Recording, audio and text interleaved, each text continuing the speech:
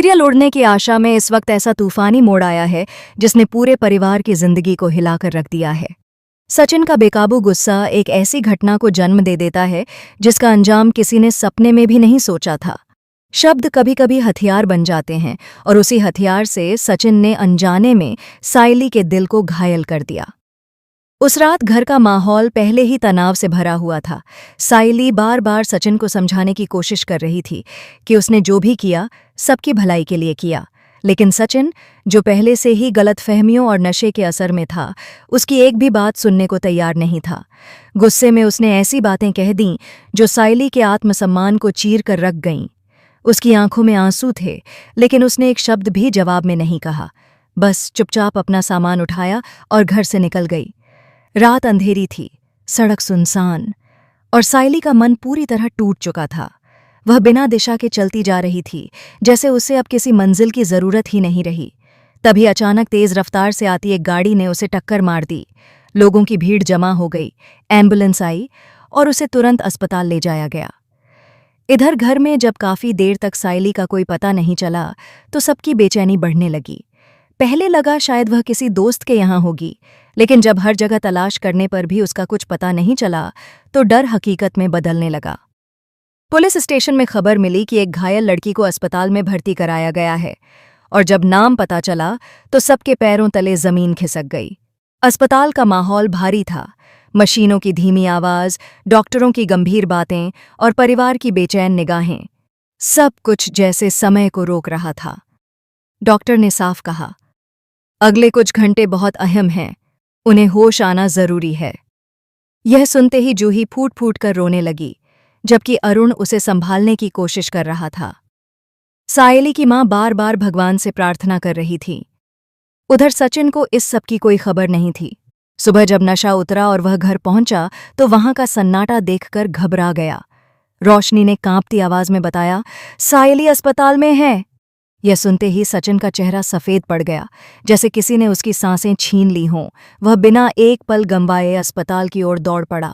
अस्पताल पहुंचते ही उसने देखा दोनों परिवार वहां मौजूद थे, लेकिन किसी की नजरों में उसके लिए जगह नहीं थी। जैसे ही उसने घबराकर पूछा, सायली को क्या हुआ, तभी परेश ने उसे जोरदार थप्पड़ मार दिया। वह थप्पड़ सिर्फ गाल पर नहीं, सचिन की आत्मा पर लगा। परेश की आवाज गूंज उठी, अब क्यों पूछ रहा है? जब वह तुम्हें रोक रही थी तब कहाँ था तुम्हारा होश? तुम्हारी जिद और गुस्से ने उसे यहाँ पहुंचा दिया। उसने हमेशा इस परिवार को जोड़े रखने की कोशिश की और तुमने उसी का दिल तोड़ दिया। सचिन कुछ बोल ही नहीं पाया। पहली बार उसे अपनी गलती का भार महसूस हुआ। उसकी आंखों के सामने सायली की मुस्कान, उसकी परवाह, उसका हर त्याग घूमने लगा।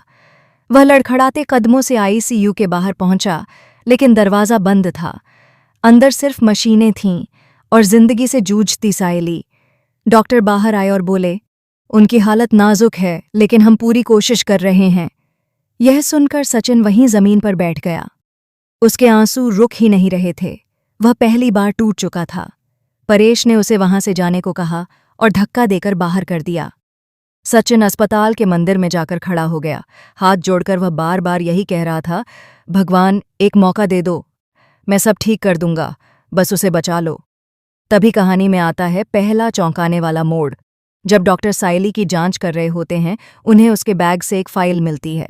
उस फाइल में कुछ ऐसे कागजात होते हैं जिन्हें देखकर डॉक्टर भी हैरान रह जाते हैं। पता चलता है कि सायली पिछले कई महीनों से एक बहुत बड़ी सच्चाई छुपाए हुए थी, एक ऐसी सच्चाई जो पूरे परिवार की किस्मत बदल सकती है।